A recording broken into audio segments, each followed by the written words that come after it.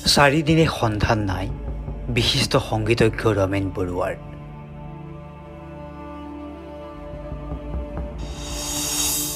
ৰমেন বৰুৱাৰ নিৰুদ্দেশক লৈ উদ্বিগ্নতা পৰিয়াল গুণমুগ্ধৰ মাজত।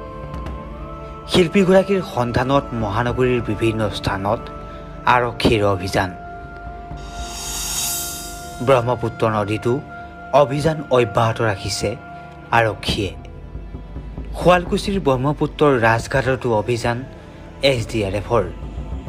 ধুবুৰীৰ ভাৰত বাংলা সীমান্তলৈকে SDRFৰ অভিযান।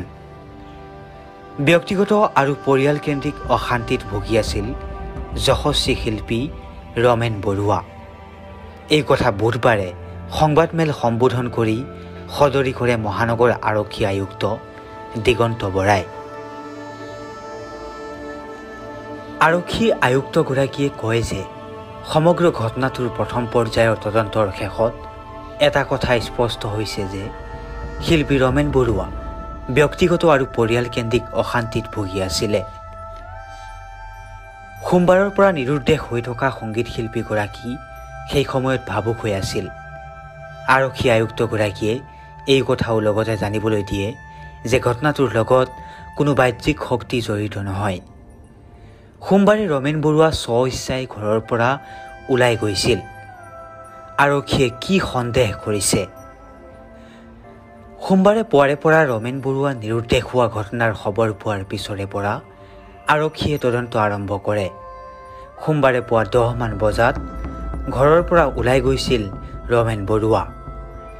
গুৱাহাটী উচ্চ ন্যায়ালয়ৰ কাষৰ এটা পথেদি হাতত এটা পলিথিনৰ বেগ লৈ গৈছিল শিল্পীগৰাকীয়ে। সেই দৃশ্য CCTV কেমেৰাত বন্দী হৈছিল। সেই পথেৰে গৈ তেওঁ কাছাৰী বজাৰত সোমাইছিল। আকৌ বজাৰৰ পৰা ওলাই আহিছিল। ওলাই আহি ব্ৰহ্মপুত্ৰৰ পাৰৰ ফালে যোৱাৰ সন্দেহ কৰিছে আৰক্ষীয়ে, কিয়নো ব্ৰহ্মপুত্ৰৰ পাৰতে তেওঁৰ ফোনটো শেষৰটো লোকেশ্যন দেখা গৈছে। আনকি মঙলবাৰে নিশা স্নিফাৰ ডগৰ জৰিয়তে চলোৱা অভিযানত কুকুৰটোৱে প্ৰমাণ কৰিছিল যে ৰমেন বৰুৱা নদীৰ ঘাটলৈকে গৈছে। নদীৰ ঘাটৰ পৰা ঘূৰি অহা কোনো তথ্য পোৱা নাই। ব্ৰহ্মপুত্ৰৰ পাৰতো তেওঁৰ কোনো সামগ্ৰী উদ্ধাৰ হোৱা নাই। শিল্পীগৰাকী ভাবুক হৈ থকাৰ ফলত ব্ৰহ্মপুত্ৰত পৰি যাব পাৰে বুলিও সন্দেহ কৰিছে আৰক্ষীয়ে, যাৰ বাবে ব্ৰহ্মপুত্ৰ পাৰ হৈ যোৱা প্ৰতিখন জিলাতে অভিযান অব্যাহত ৰাখিছে NDRF SDRF বাহিনীয়ে। মহানগৰ আৰক্ষী আয়ুক্ত দিগন্ত বৰাই কয়, তেখেতৰ নিৰুদ্দেশ সংক্ৰান্তীয় ঘটনাৰ লগত বাহিৰৰ কোনো ব্যক্তি জড়িত নাই। তেখেত স্ব-ইচ্ছাই ঘৰৰ পৰা ওলাই গৈছে।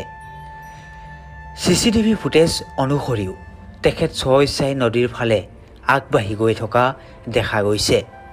স্নিফাৰ ডগৰ পৰা লাভ কৰা সিদ্ধান্ত অনুসৰি নদীৰ পাৰলৈকে তেওঁ যোৱাটো হয়। তেখেত ব্যক্তিগত কাৰণত অসন্তুষ্ট আছিল। কোনো কাৰণত তেওঁ আঘাত পাইছিল। তাৰ পিছতে তেওঁ নদীৰ পানীৰ কাষলৈকে যোৱাটো থিৰাং হৈছে। তাৰ পৰা ঘূৰি অহাৰ কোনো তথ্য আমি পোৱা নাই। উল্লেখ্য যে শিল্পীগৰাকী নিৰুদ্দেশ হোৱাৰ ঘটনাৰ সন্দৰ্ভত বুধবাৰে তেওঁৰ কন্যা বৰ্ণিকা বৰুৱাক লতাশিল আৰক্ষীয়ে জেৰা কৰে। প্ৰতিবেশীৰ লগতে বিভিন্নজনে অভিযোগ উত্থাপন কৰিছিল যে পিতৃক তেওঁ প্ৰায় দুৰ্ব্যৱহাৰ কৰি আহিছিল। ৰমেন বৰুৱা নিৰুদ্দেশ হোৱাৰ আগনিশাও তেনে ঘটনা সংঘটিত হৈছিল বুলি অভিযোগ উত্থাপিত হৈছিল। তাৰ পিছতে সোমবাৰে পুৱা প্ৰায় 10 বজাত শিল্পীগৰাকী ভাবুক হৈ ওলাই গৈছিল ঘৰৰ পৰা। News desk report RNA news Assam.